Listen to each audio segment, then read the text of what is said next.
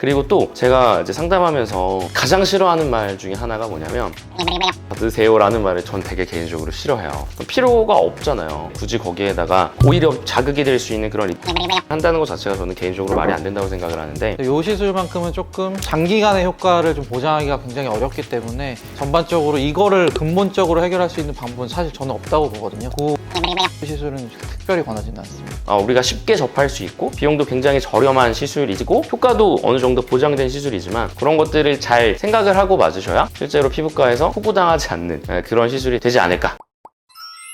안녕하세요. 슬기로운 피부연구소 최지환 원장입니다. 최성현 원장입니다. 반갑습니다. 오늘의 주제는 뭔가요, 원장님? 오늘의 주제, 피부과에 와서 호구가 될 만한 시술. 시술이 사실은 비용이 들어가잖아요. 적은 비용을 내지는 않기 때문에 그래서 우리 큰맘 먹고 이제 병원 와가지고 뭔가 좀 예뻐지고 싶고 또 이게 투자하고 시간도 들여야 되고 또 아프기도 하고 참아내야 될 것들이 많은데, 그거를 이제 큰맘 먹고 와서 시작을 했는데 뭐 효과가 없다거나 아니면 또 부작용을 좀 겪을 수 있다거나 뭐 그런 일들이 간간히 있을 수 있잖아요. 그래서 이런 시술을 받으면 정말 안 된다, 그런 걸 한번 얘기해 주시면 좋을 것 같아요.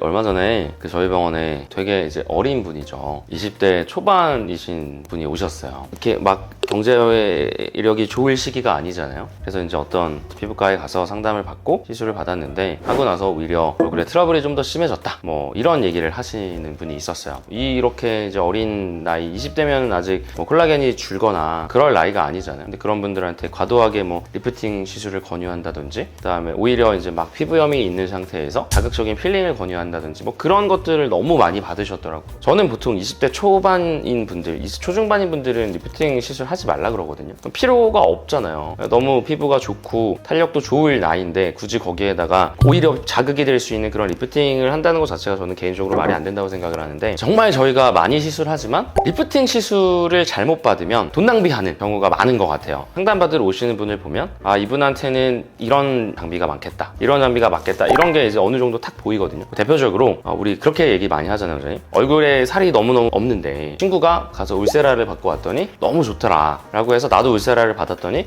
얼굴이 너무 해골처럼 이렇게 살이 빠져 보이더라, 이렇게 말씀하시는 분들도 많거든요. 그 얘기인 즉슨 리프팅이 누가 받았다고 해서 무조건 좋은 거는 아니고, 내 피부의 어떤 두께, 그 다음에 내 얼굴의 살, 내가 정말 이 장비로 리프팅을 했을 때 어떤 효과가 있을지를 되게 자세하게 상담을 하고 이제 시술을 받으셔야 되거든요. 근데 누가 했더니 좋다더라, 이벤트가 있어서 뭐 저렴해서 했다든지, 이런 거는 저는 정말 호구되는 시술이라고 생각을 해요. 그리고 또 제가 이제 상담하면서 가장 싫어하는 말 중에 하나가 뭐냐면 한 달 간격으로 3번 받으세요 라는 말을 전 되게 개인적으로 싫어해요. 한 달 간격으로 뭐 무슨 300샷씩 3번을 받으면 효과가 있어요 라고 얘기를 하는 게 얼마나 말이 안 되는가. 그런 시술 주기에 대해서 저는 항상 말씀드리는 게 좀 길게 보고 가시라고 말씀드려요. 뭐 일부 아닌 장비도 있겠지만 대부분의 리프팅 시술 주기는 저는 1년 정도를 말씀드리거든요. 우리 피부라는 것도 아무리 좋은 거를 많이 해도 얘가 재생하고 뭔가를 합성해내는 데는 분명히 한계가 있어요. 그래서 어떤 시술을 받든지 뭐 한 달 간격으로 3번 하세요, 이런 표현을 하는 거는 옳지 않다고 생각을 합니다. 얼굴의 상태라든지 아니면 회복되는 뭐 주기라든지 이게 사람마다 다 차이가 있을 수 있고, 근데 그게 이제 마치 짜여진 어떤 프로그램처럼 이제 공장에서 찍어내듯이 한 달에 3번 이렇게 해서 얼마,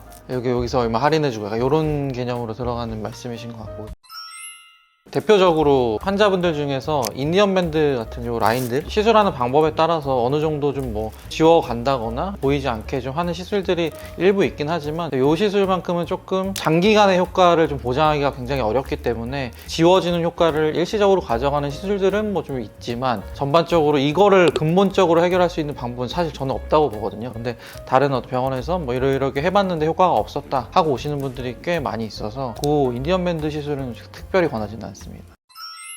저희 세 번째로 이제 얘기하고 싶은 거는 보톡스. 너무나 많은 병원에서 너무나 많은 사람들이 사실 보톡스를 맞고 있어요. 그런 얘기들을 하세요. 이제 보톡스 맞은 지 3개월이 됐는데 3개월 됐으니까 이제 보톡스를 또 맞아야겠다, 이렇게 말씀하시는 분들이 너무 많거든요. 근데 저는 보톡스 시술 주기는 5, 6개월에 한 번이 적당하다고 생각을 해요. 왜냐면 이게 어쨌든 장기간 좀 맞아야 되는 거고, 약간의 근육의 움직임이 있더라도 사실 텀을 좀 길게 두고 맞는 게 장기적으로 봤을 때도 더 좋고 내성의 리스크를 줄일 수도 있기 때문에 그런 어떤 시술 주기를 3개월마다 맞으라는 것 자체가 보톡스를 잘못 맞으면 호구가 되는 그런 거일 수 있고, 또 두 번째로는 턱 근육 보톡스를 우리가 많이 놓잖아요, 원장님. 근데 어떤 이제 병원에서 보면 100유닛, 150유닛, 200유닛을 했던 사람들도 있어요. 근데 사실 여기에다가 150유닛, 200유닛 놓는 거 진짜 말도 안 되는 거거든요. 보통 우리가 승모근 같이 큰 근육, 혹은 종아리 근육이나 이런 데에는 그렇게 뭐 좀 용량을 높여서 쓸 수 있겠지만, 아마도 제 예상컨대 이제 보톡스는 우리가 희석 용량을 정할 수 있거든요. 100유닛이라고 하고 가져왔지만 실제로는 100유닛이 안 될 가능성이 굉장히 높을 거고, 많은 용량이라고 하지만 실제로는 그 용량을 속이고 있을 가능성도 굉장히 높기 때문에 보톡스를 맞으실 때 그런 것들을 조금 주의하셔야 실제로 피부과에서 호구당하지 않는 그런 시술이 되지 않을까.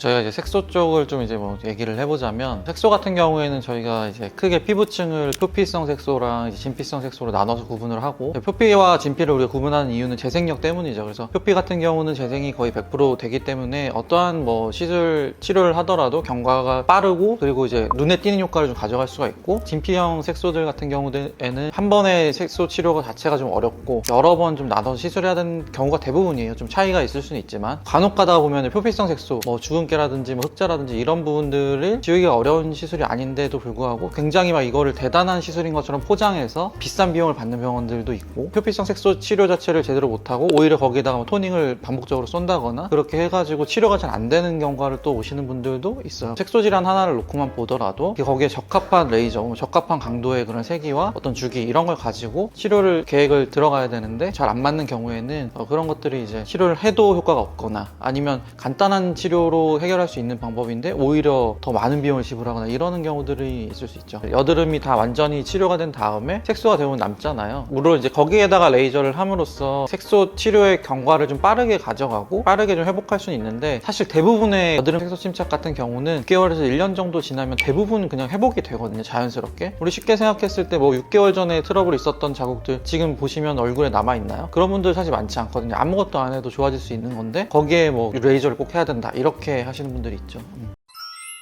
어떻게 보면 그 시술들이 뭐 하나하나가 잘못된 시술은 아닌데, 이런 부분을 우리가 어떻게 피할 수 있을까요? 호구가 되지 않으려면. 첫 번째로 제일 중요한 거는 저는 정확한 진단이라고 생각을 합니다. 의사랑 정말 길게 상담을 하고, 그 다음에 전문 장비로 피부 상태를 진단할 수 있는지, 그리고 그런 진단 결과를 토대로 상담이 이루어지는지, 이런 것들을 면밀히 따져보셔야 돼요. 많은 병원들에서 그냥 뭐 상담실장님과 상담하고 들어가는 경우들도 많고, 근데 물론 상담실장님들의 상담이 굉장히 효과적이긴 해요. 어떤 뿌띠 시술이라든지 이런 것들을 워낙 많은 사람들과 대화를 하다 보니까 나한테 필요한 것들을 콕콕 집어내거나 할 수는 있거든요. 근데 이제 우리가 앞서 말씀드렸던 색소 병변도 그렇고, 그다음에 여드름 병변도 그렇고, 그런 것들은 사실 정확한 진단으로 지금이 염증을 좀 가라앉혀야 할 단계인지, 혈관 레이저를 하건 뭐 색소 레이저를 하건 뭔가 레이저를 해야 될 단계인지, 이런 것들에 대한 어떤 명확한 판단 기준이 있어야 되거든요. 그거는 근데 의사랑 직접 길게 상담했을 때 이루어질 수 있는 거거든요. 그렇게 하시면 호구당하지 않는 방법이지 않을까. 저는 이제 다른 방향에서 좀 생각을 해보면, 이제 환자분들이 오셨을 때 나는 이 부분이 고민이에요 라고 오시는 분들은 사실 오히려 좀 방향성을 잡기도 쉽고, 그런 반면에 그냥 좀 좋아지고 싶어요 라고 오시는 분들도 있단 말이죠. 그런 분들은 오히려 이제 방향성 자체도 잡기도 어렵고, 이 사람이 정말 원하는 게 뭔지, 그리고 이제 결과 자체가 이분이 이제 효과적으로 받아들일지, 그런 것들이 굉장히 이제 달라져요. 그러니까 다시 말해서 먼저 병원에 방문하기 전에 내 고민이 과연 뭔지, 그러니까 사실 고민은 다양하게 있을 수 있잖아요. 우리 색소도 있을 수 있고, 뭐 주름이 문제일 수도 있고, 그 포인트를 좀 잡아서 유튜브 찾아보거나 뭐 인터넷 검색해보면 다양한 자료들이 나오고, 미리 내가 원하는 포인트를 잡고 거기에 맞는 시술을 조금 알아오는 거 정도? 그럼 사실 저희도 그 이제 상담하거나 어떤 설명해 드릴 때 시술 같은 것도 좀 더 이해도도 쉽고 서로 원하는 바를 찾아가기가 더 편하거든요.